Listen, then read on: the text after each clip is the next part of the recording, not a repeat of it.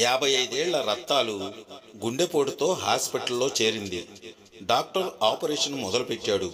రత్తాలు సావుకు దగ్గరగా వెళ్ళింది. దేవుడు కనపడ్డాడు.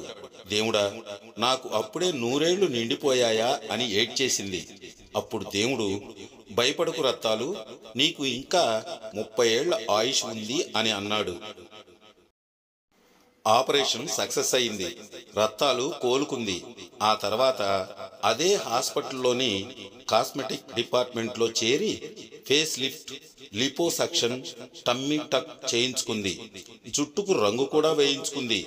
అంతా అయ్యి డిశ్చార్జ్ అయ్యి ఇంటికి వెళ్ళడానికి రోడ్డు దాటుతుంటే లారీ కింద పడి చనిపోయింది. అప్పుడు రత్తాలు దేవుణ్ణి అడిగింది, అదేమిటయ్యా, నాకు ఇంకా 30 ఏళ్ళు ఆయుష్ ఉందన్నావుగా అంది.